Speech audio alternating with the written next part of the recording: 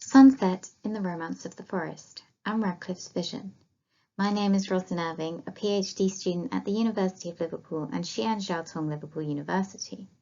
My research focuses on Anne Radcliffe's third novel, using archival records as a basis to investigate the author's cultural poetics, defined by Stephen Greenblatt as the sense of the sum of written discourses through which we apprehend and act upon the world, and more particularly, the discourses through which we distinguish between the imaginary and the real.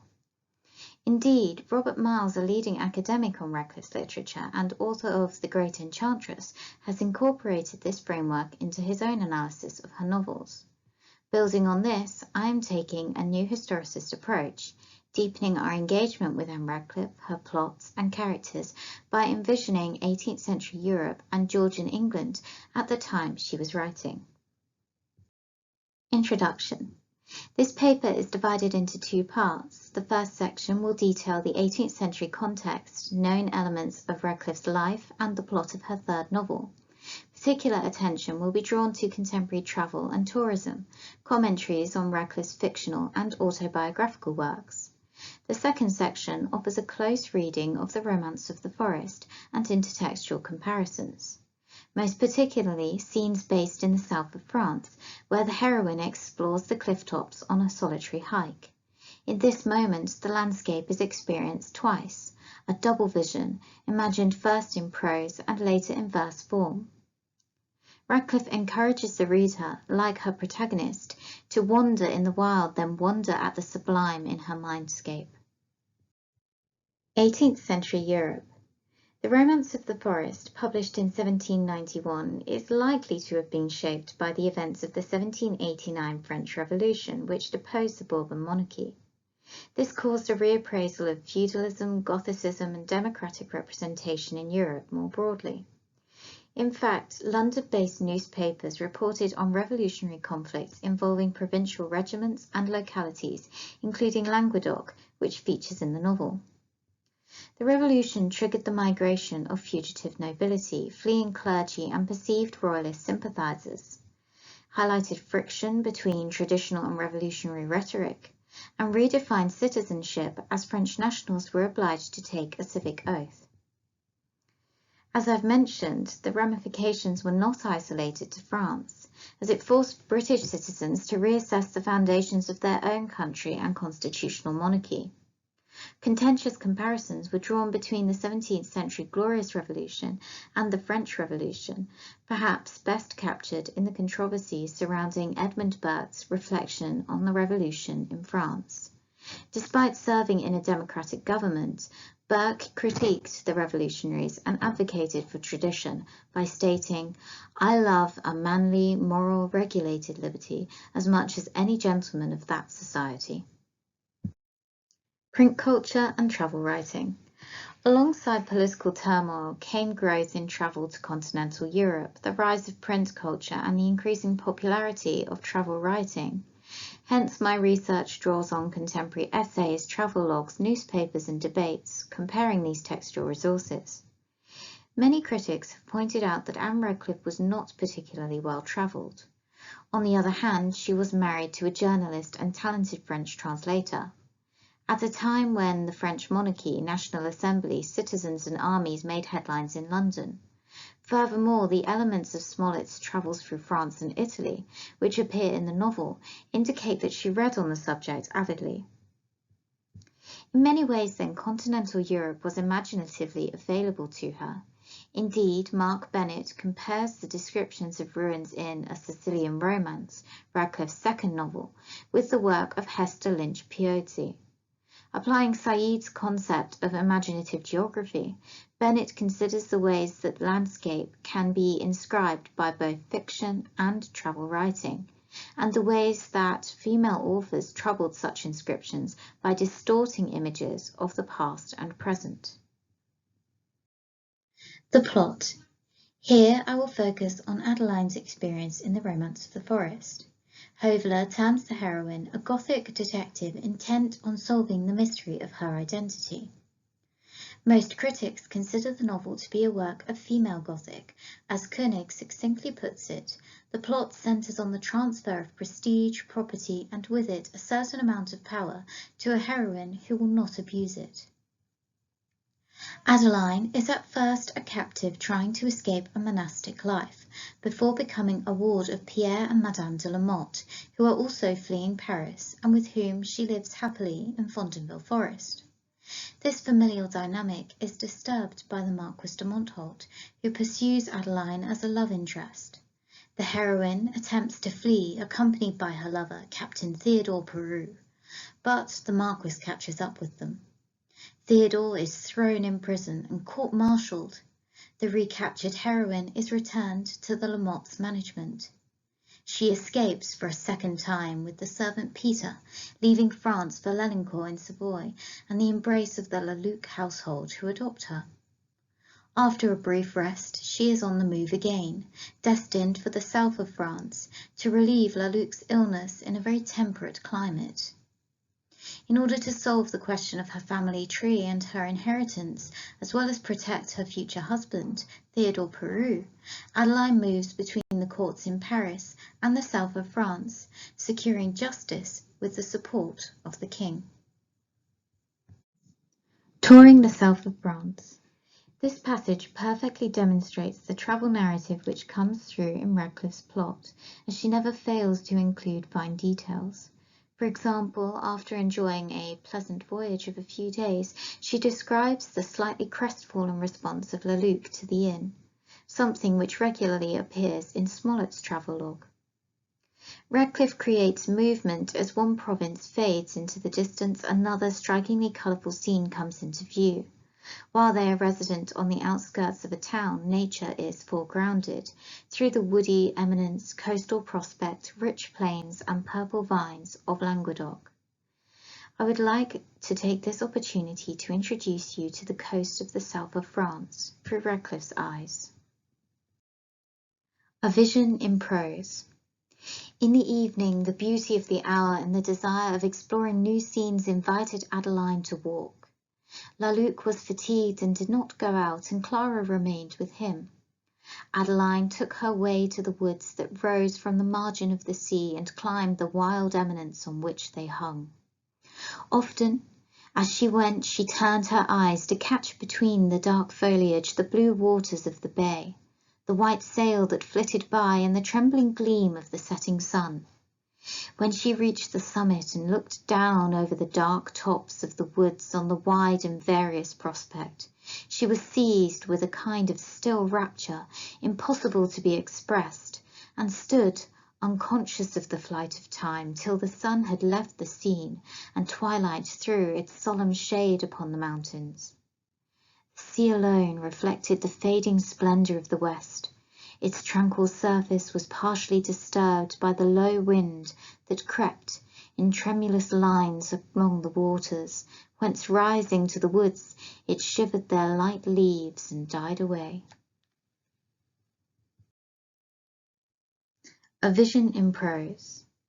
After sailing from Nice and docking in Languedoc, Adeline leaves the care and company of Arnaud and Clara La Luc for a hike alone through a forested cliff top. Based on Radcliffe's surviving personal accounts, Norton suggests that as a traveller the author appreciated high vantage points, as she always climbed to the very top of a precipice or turret in order to gain the sublimest view possible. Like her heroines, if there was anything more to see, she was game to see it. Likewise, George Decker emphasises Telford's commentary in her posthumous biography. On holidays, the author allowed herself to surrender to circumstance for serendipity. Adeline echoes this sentiment. Alongside a wondrous sense of height and perspective, the reader is left with a sense of entanglement of branches, glimpses of the ocean, and of the bright daylight which will quickly turn to dusk. Adeline is frozen in awe at the precipice, and the physical elevation works to lift her spirits. This aligns with the work of Zimmermann, also an 18th century writer, who discussed the merits of being alone to find purpose and reflect on memories. But as A.C. Goodson comments, This is cautionary, as a solitary vision was intimately connected with the eye of melancholy, the first person within whose living experience a private hell is being constructed. The poem which follows, Sunset, demonstrates the ways Radcliffe re-envisions the landscape as the realm of and for powerful women, as well as the way she manipulates the mood of the protagonist and reader, encouraging a degree of solitude for recovery. Finally, the poem parallels romantics such as Wordsworth, describing the awesome effect of the change of day to night. Sunset. Soft o'er mountain's purple brow meek twilight draws her shadows grey. From tufted woods and valleys low, light's magic colours steal away. Yet still amid the spreading gloom, resplendent glow the western waves, that roll o'er Neptune's coral caves, a zone of light on evening's dome. On this lone summit let me rest, and view the forms to fancy dear, till on the ocean's darkened breast the stars of evening tremble clear, or the moon's pale orb appear, throwing her line of radiance wide, far over the lightly curling tide, that seems the yellow sands to chide. No sounds o'er silence now prevail, save for the dying wave below, or sailor's song borne on the gale, or oar at distance striking slow. So sweet, so tranquil, may my evening's ray set to this world and rise in future day. Let us unpick Sunset in a little more detail. Ingrid Horrocks asserts that Radcliffe considered the thematic as well as generic issues at stake while integrating her poetry. The placement of Sunset following a passage of prose which intimately described the environment was deliberate. According to Jane Stabler, Radcliffe was an innovative poet, artfully exploring where the feminine poetics of fancy meets the masculine territory of the Burkean sublime. Likewise, Sunset is a mindscape which personifies the inanimate and reflects on the magnitude of the transition from day to night. The changing palette and murky tones stained by the falling light accord with Lewis's contention that Radcliffe reworks an entirely cultural grid of signifying conventions. The prose word painting, which Eliot defines as a verbal transposition via detailed descriptive passages of pictorial or cinematic scenes, becomes symbolic as the graceful, meek twilight and radiant pale moon enshroud and then set alight the undulating hills of Languedoc. Furthermore, Alison Milbank has suggested that there are Miltonic echoes in stanzas, another of Radcliffe's poems from the novel.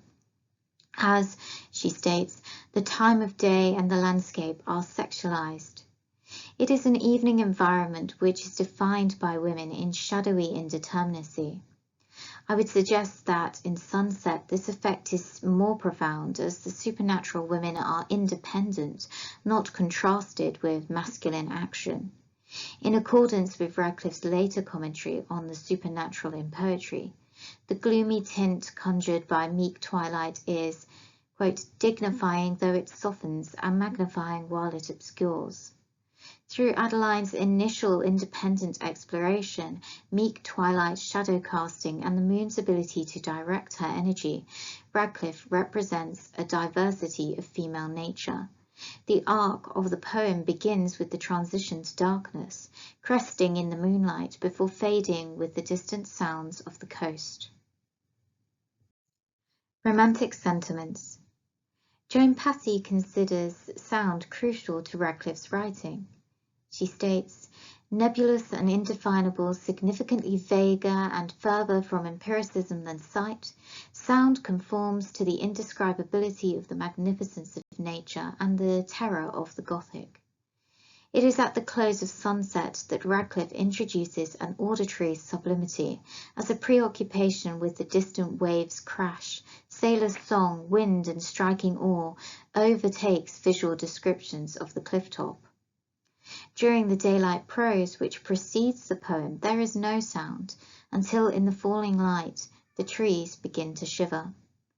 The close of the poem enriches or rather re-envisions the Languedoc scenery by including myriad sensory experiences.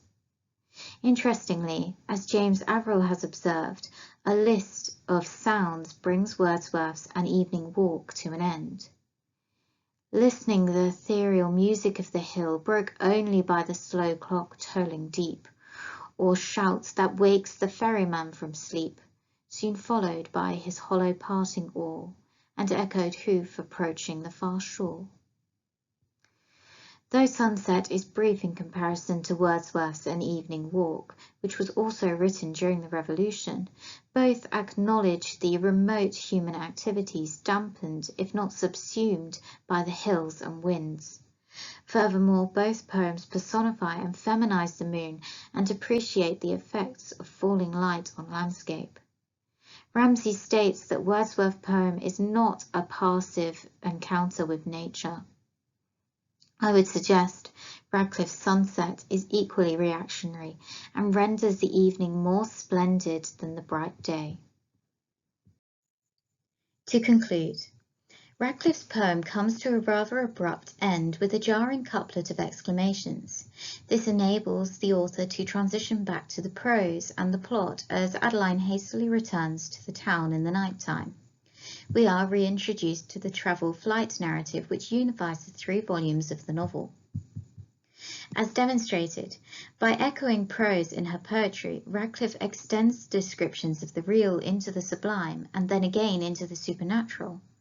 Sunset articulates a unique vision or mindscape of Europe and celebrates forceful, independent womanhood. Demonstrating the intertextual connections between Radcliffe's poem and Wordsworth's An Evening Walk, like the research of Milbank, Moy and Stabler, embeds the author in the Romantic movement and philosophy which grew in the 18th and 19th centuries. Please find here a bibliography for your reference. Thank you very much for listening.